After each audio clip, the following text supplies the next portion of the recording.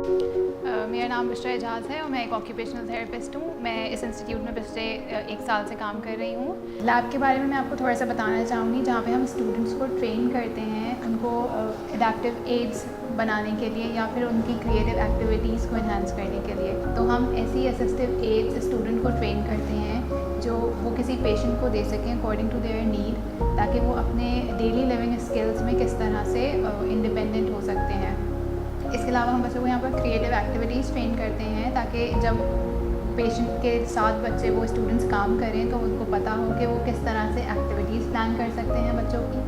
जैसा आपने इंस्टीट्यूट को देखा है तो यहाँ बहुत अच्छा सेटअप चल रहा है, तो हम सब बहुत थैंकफुल हैं सिंध गवर्नमेंट के, जो हमें सपोर्ट कर रहे हैं हमारे हर प्रोग्राम में और हमारे हर प्लान्स में, और हम आगे भी यही चाहेंगे कि वो हमें सपोर्ट करते रहें ताकि हम इसी तरह बेहतरी के लिए काम करते रहें।